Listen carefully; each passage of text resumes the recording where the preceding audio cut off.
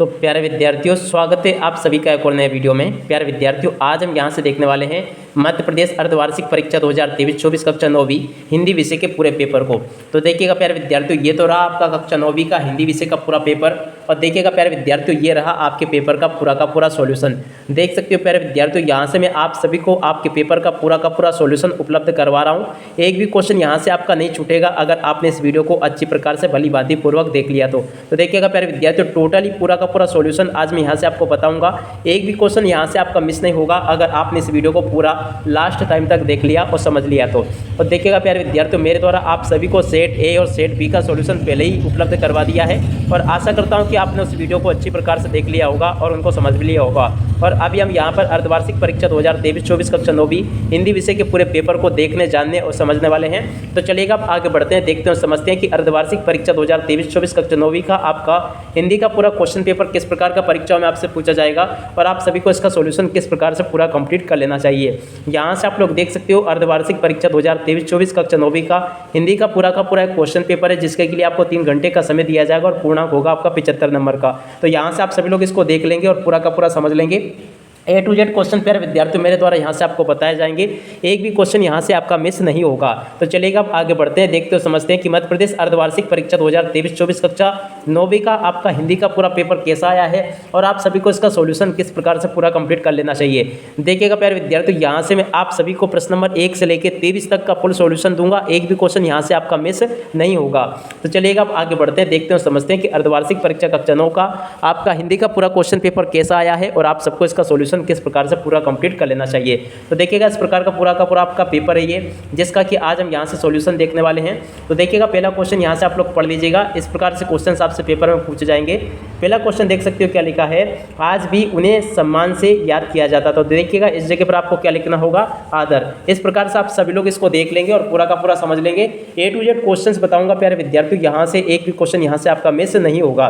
तो देखिएगा यहाँ से आपको क्या कर लेना है, इसमें आपको आदर भर लेना है। सेकंड नंबर का जो क्वेश्चन लिखा है इसमें आपका विरोधी आ जाएगा। तीसरा जो क्वेश्चन लिखा है ना, चौपाई छंद में प्रत्येक चरण में मात्राएं होती है। तो देखिएगा चौपाई छंद के प्रत्येक चरण में 16 मात्राएं होती है, यहाँ से आपको क्या लिखना है, 16। उसके बाद में चौथा क्वेश्चन वर्णों के सार्थक योग को कहते हैं। तो देखिएगा इसको कहते हैं शब्द, तो चौथे का उत्तर शब्द आ जाएगा। पांचवा क्वेश्चन ऋषि मुनियों के गुण पहुंच गए। तो देखिएगा ऋषि मुनियों के गुण किस में पहुंच गए, गधे में, यहाँ पर आपको गधे में लिख लेना है। छठा क्वेश्चन, लेखिका के अनुसार मेरे नाना पक्के माने जाते थे। क्या माने जाते थे, सांप। तो ऐसे आप सभी लोगों को यहाँ तक के क्वेश्चन लिख लेने हैं। उसके बाद में क्वेश्चन नंबर 2 को देखते हैं, क्या लिखा है, छत चढ़ने के लिए चाहिए। तो क्या चाहिए, जीना, यहाँ से आपको क्या लिखना, जीना। उसके बाद में सेकंड क्वेश्चन, रसकान चाहते हैं कि मैं पत्थर बनूं तो पर्वत का बनूं। तो देखिएगा इस जगह पर आपको लिख लेना गोवर्धन, यहाँ पर आपको गोवर्धन लिख लेना है। तीसरा क्वेश्चन, काव्य के भेद होते हैं। तो देखिएगा यहाँ पर आपको लिखना 2। उसके बाद में चौथा क्वेश्चन, जो पढ़ा लिखा ना हो उसे कहते हैं। तो देखिएगा इस जगह पर आपको अनपढ़ लिख लेना है।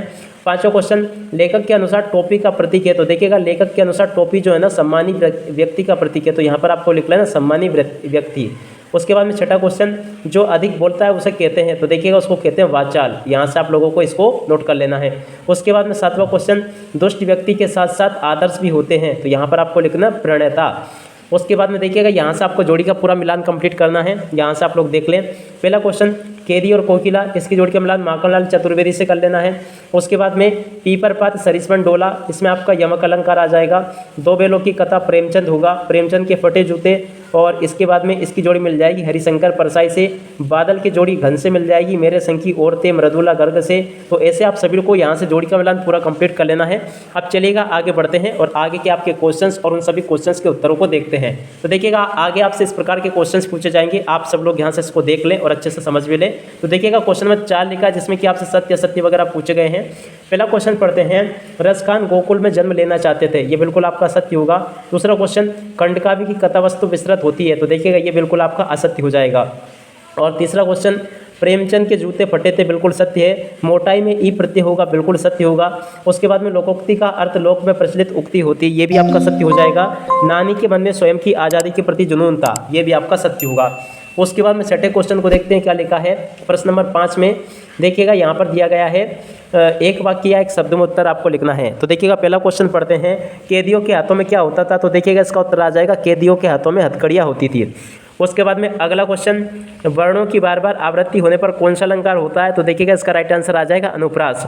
उसके बाद में लेखक के अनुसार प्रेमचंद किसके साथ फोटो खिंचवा रहे थे? तो देखिएगा पत्नी के साथ में वो फोटो खिंचवा रहे थे। उसके बाद में पांचवा क्वेश्चन, महाकाव्य में कम से कम कितने सर्ग होते हैं? तो देखिएगा इसका उत्तर आ जाएगा 8 सर्ग होते हैं। पांचवा क्वेश्चन, कबीर की प्रमुख रचना कौन सी है? तो देखिएगा कबीर की प्रमुख रचना का नाम है बीजक। उसके बाद में छठा क्वेश्चन, अन्य भाषाओं के संपर्क के कारण हिंदी में आने वाले शब्द क्या कहलाते हैं? तो देखिएगा इनको कहते हैं आगत शब्द।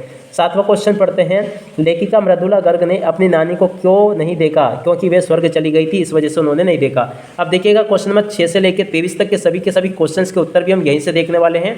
इसके लिए आपको ये करना होगा कि इस वीडियो को देखना होगा पूरा लास्ट टाइम तक, तभी जाके आप सभी को पूरा पेपर समझ में आ पाएगा। तो चलिएगा अब आगे बढ़ते हैं और इन क्वेश्चंस के उत्तर को देखते हैं। तो देखिएगा प्यारे विद्यार्थियों, यहाँ से आप लोग देख सकते हो, आपको क्वेश्चन नंबर 6 में लिखा है, यहाँ से आप लोग पढ़ लें इसको। क्वेश्चन नंबर 6 में क्या लिखा है? कवि रसकान पशु पक्षी और पहाड़ के रूप में श्री कृष्ण का सानिध्य क्यों प्राप्त करना चाहते हैं? तो देखिएगा छठे नंबर के क्वेश्चन का उत्तर ये लिखा है, आप सब लोग नोट कर लेंगे इसको पूरा का पूरा उत्तर। और उसके बाद में देखिएगा अगला क्वेश्चन, पद्य साहित्य के इतिहास को कितने काल में विभाजित किया गया है? नाम लिखिए। तो देखिएगा पद्य साहित्य के इतिहास को कितने कालों में विभाजित किया गया है, उसका नाम यहाँ से आप लोगों को लिख लेना है। देखिएगा पद्य साहित्य के इतिहास को आदिकाल, भक्तिकाल, रीतिकाल और आधुनिक काल में विभाजित किया गया है। यहाँ से आप सब लोग इसको याद कर लेंगे। और अगला क्वेश्चन देखिएगा, रसखान के काव्य की काव्यगत विशेषता आपको बतानी। क्वेश्चन नंबर 8 में क्या पूछा गया? रसखान के काव्य की काव्यगत विशेषता आपको बतानी है। तो देखिएगा रसखान के काव्य की काव्यगत विशेषताओं को पढ़ते हैं। तो देखिएगा ये इसका उत्तर लिखा है, पूरा का पूरा क्वेश्चन और उसके उत्तर को आप लोग यहाँ से अच्छे प्रकार से देख लेंगे और पूरा का पूरा इसको याद कर लेंगे, ताकि आप सभी लोग इसको परीक्षाओं में अच्छी प्रकार से लिखकर आ सको। तो ये मैंने आपको बता दिया। उसके बाद में नवा क्वेश्चन, वीर रस की परिभाषा उदाहरण सहित लिखिए। तो देखिएगा क्वेश्चन नंबर 9 में आपसे पूछा गया है, वीर रस की परिभाषा आपको उदाहरण सहित देनी है। तो देखिएगा ये वीर रस की परिभाषा लिखी उदाहरण सहित, यहाँ से आप सब लोग इसको देख लें और पूरा का पूरा इसको याद भी कर लेंगे। उसके बाद में 9 के बाद में 10वां क्वेश्चन, तत्सम शब्द चुनकर लिखिए। तो देखिएगा यहाँ से आपको क्या करना है, तत्सम शब्द को चुनकर लिखना है। तो यहाँ से आप सभी लोग देख लें, ये तत्सम शब्द होंगे, यहाँ से आप सब लोग देख लेंगे इसको और याद कर लेंगे। उसके बाद में अगला क्वेश्चन देखिएगा, यहाँ पर छोटी बच्ची को बेलों के प्रति प्रेम क्यों उमड़ आया? 11वां क्वेश्चन है ये। तो चलिएगा अब जल्दी से इसके उत्तर को देखते हैं। तो देखिएगा इसका उत्तर ये लिखा है, यहाँ से आप सब लोग देख लेंगे, छोटी बच्ची को बेलों के प्रति प्रेम क्यों उमड़ आया? सौतेली माँ के मारने से दुखी बच्ची ने जब बेलों पर अत्याचार देखा तो उनके प्रति उसके हृदय में प्रेम उमड़ आया। ये इसका राइट आंसर होगा। उसके बाद में अगला क्वेश्चन पढ़ते हैं। तो देखिएगा किस प्रकार से आप सभी को इन क्वेश्चंस का सॉल्यूशन बनाना है। A to Z क्वेश्चंस बताऊंगा प्यारे विद्यार्थियों। यहाँ से अगर आपने इस वीडियो को पूरा देख लिया ना, तो एक भी क्वेश्चन यहाँ से आपका मिस नहीं होगा।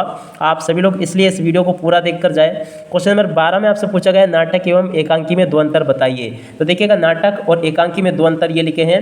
नाटक के अनेक अंक होते हैं, एकांकी में 1 अंक होता है। नाटक में आधिकारिक के साथ साथ सहायक और गौण कथाएं भी होती है, एकांकी में एक ही कथा या घटना रहती है। तो ये इसका उत्तर होगा। उसके बाद में अगला क्वेश्चन, हरिशंकर परसाई के साहित्य की भाषा शैली लिखी है। तो देखिएगा यहाँ से आपको क्या करना है, हरिशंकर परसाई की साहित्य की भाषा शैली लिखनी है। तो ये भाषा शैली लिखी गई है, यहाँ से आप लोग इस प्रकार से इसको पूरा देख लेंगे। उसके बाद में अगला क्वेश्चन, निपात शब्द किसे कहते हैं? उदाहरण सहित लिखिए। तो देखिएगा निपात शब्द किसे कहते हैं, ये आपको बताना है। तो देखिएगा प्यारे विद्यार्थियों, ये यहाँ पर आपको दिया गया है कि निपात शब्द किसे कहते हैं। यहाँ से आप सब लोग इसको देख लेंगे और पूरा का पूरा इसको याद कर लेंगे। तो यहाँ से आप सब लोग इस क्वेश्चन को याद कर लें अच्छी प्रकार से। उसके बाद में, मेरे संग की औरतें पाठ के आधार पर लिखिए कि जीवन में कैसे इंसानों को अधिक श्रद्धा भाव से देखा जाता है। 15वां क्वेश्चन आपसे पूछा गया है। तो यहाँ से आप सभी लोगों को इसका उत्तर लिखना है। तो देखिएगा प्यारे विद्यार्थियों, उसका उत्तर ये हो जाएगा। आप सब लोग पूरा का पूरा देख लें। ये पूरा का पूरा आपका जो क्वेश्चन लिखा ना, उसका उत्तर है। यहाँ तक का आप सब लोग इसको देख लें अच्छी प्रकार से और इसको याद भी कर लें। A to Z क्वेश्चन प्यारे विद्यार्थियों आपके पेपर में इसी प्रकार से पूछे जाएंगे, जैसा कि मैं आपको बता दे रहा हूँ। तो यहाँ तक के इन क्वेश्चंस को आप लोग देख लेंगे। अब इसके बाद में रस का अर्थ स्पष्ट करते हुए करुण रस की परिभाषा आपको बतानी है। क्वेश्चन नंबर 16 में आपसे पूछा गया है। तो देखिएगा यहाँ से आप सभी लोग इन क्वेश्चंस को देख लेंगे। रस की परिभाषा आपको देनी है सीधी सीधी यहाँ पर। तो देखिएगा रस किसे कहते हैं आप सभी लोगों को पता ही होगा और आपने इन चीज़ों को अच्छी प्रकार से याद भी कर रखा होगा। तो चलिएगा अब आगे बढ़ते हैं और इन सब प्रश्नों को समझते हैं, ताकि आप सभी को ये क्वेश्चंस अच्छी प्रकार से समझ में आ सके। A to Z क्वेश्चंस बताऊंगा प्यारे विद्यार्थियों। यहाँ से एक भी क्वेश्चन यहाँ से आपका मिस नहीं होगा, अगर आपने इसको अच्छी प्रकार से समझ लिया तो देखिएगा रस की परिभाषा ये लिखी है, आप सभी लोग यहाँ से इसको देख लें। और ये देखिएगा 3 नंबर वाला क्वेश्चन है ये। और उसके बाद में क्वेश्चन नंबर 17 में आपसे पूछा जाएगा, दिए गए मुहावरों का अर्थ बताकर वाक्यों में प्रयोग करना है। तो देखिएगा इस मुहावरे का अर्थ क्या होता है, गदगद होना। ये तो आप सभी लोगों को आता ही होगा। तो देखिएगा ये वाक्यों में प्रयोग ये किया गया है, गदगद होना, खुश होना, ये इसमें वाक्य का प्रयोग है। बगले झाँकना, जवाब न दे पाना, ये इसका लिखा है। और ईंट का जवाब पत्थर से देना, उसका ये लिखा है। तो यहाँ तक कि इनको देख लें आप लोग। उसके बाद में प्रश्न नंबर 18, दो मित्रों के बीच अर्धवार्षिक परीक्षा की तैयारी पर संवाद आपको लिखना है। तो देखिएगा ये तो आप सभी आप लोग कर लोगे। वैसे ये यहाँ पर आपको दी गई है, यहाँ से आप सब लोग इसको देख लें और पूरा का पूरा समझ लेंगे। और उसके बाद में देखिएगा कुछ लिखा है आपको यहाँ पे, वार्षिक अगर लिखा है ना तो इसकी जगह पर आपको अर्धवार्षिक कर लेना, बाकी कुछ भी नहीं। उसके बाद में अगला देखते हैं। तो देखिएगा अगला क्वेश्चन लिखा है यहाँ पर, क्वेश्चन नंबर 19 में आपसे क्या पूछा जाएगा, अपठित गद्यांश को पढ़कर आपको इसके प्रश्नों के उत्तर देने हैं। तो ये तो आप लोग हल कर ही लोगे, इसमें कोई ज़्यादा दिक्कत वाली बात आपके लिए होगी नहीं। मगर जितने मेन क्वेश्चन हैं उन सभी के उत्तर मैं यहाँ से आपको दे रहा हूँ। और देखिएगा 20वें क्वेश्चन को पढ़ते हैं, जिसमें कि आपको संदर्भ प्रसंग सहित व्याख्या करनी है। जी हाँ प्यारे विद्यार्थियों, संदर्भ प्रसंग सहित व्याख्या आपसे पूछी जाएगी, इसलिए आप सभी लोग यहाँ से इसको देख लें और पूरा का पूरा इसको समझ लेंगे। तो चलिएगा अब आगे बढ़ते हैं और इसकी संदर्भ प्रसंग सहित व्याख्या को देखते हैं और समझते हैं कि किस प्रकार से आप सभी को इसकी व्याख्या कर लेनी है।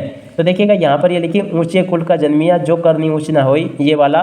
तो देखिएगा इसकी ये है, यहाँ से आप सब लोग देख लेंगे। ये दोहा हमारी पाठ्यपुस्तक साक्या शीर्षक से अवतरित है, इसके कवि कबीर है। और उसके बाद में ये प्रसंग लिखा है और ये भावार्थ दिया गया है, यहाँ तक का देख ले। और ये काव्य सौंदर्य लिखा है। उसके बाद में 21वां क्वेश्चन, गद्यांश के संदर्भ प्रसंग से व्याख्या करनी है। क्वेश्चन नंबर 21 में आपसे पूछा जाएगा, दोनों बेलों का ऐसा अपमान। तो देखिएगा ये वाला जो क्वेश्चन लिखा ना, इसको आपको हल करना है। आप सभी लोग इसको देख लें।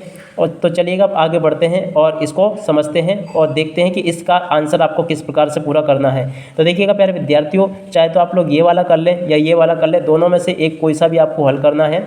और ये जो मैं आपको बता रहा हूँ ना, ये खासकर उनसे लिया गया है। कौन सा पार्ट है आपका, ये पार्ट होगा आपका दो बैलों की कथा।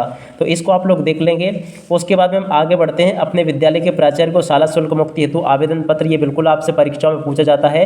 तो यहाँ से हम आपको शाला शुल्क मुक्ति का आवेदन पत्र भी बता देते हैं कि किस प्रकार से आपको इसको याद करना होगा। तो देखिएगा प्यारे विद्यार्थियों, शाला शुल्क मुक्ति का आवेदन पत्र भी आप सभी लोगों को आता ही होगा और आप सब लोग इसको अच्छी प्रकार से याद भी कर लोगे। और देखिएगा आगे आपसे क्या पूछा गया है, आगे आपसे यहाँ पर निबंध पूछे गए हैं। खासकर आपको विज्ञान का चमत्कार का निबंध कंप्लीट कर लेना है, यह आपसे बिल्कुल पूछा जाएगा परीक्षाओं में। तो देखिएगा प्यारे विद्यार्थियों, यहाँ से मैंने आप सभी को पूरा का पूरा क्वेश्चन पेपर भी बता दिया और साथ ही साथ में इसका फुल सॉल्यूशन भी दे दिया। अब इसी के साथ में इस वीडियो को यहीं पर समाप्त करते हैं। नमस्कार, जय हिंद, जय भारत।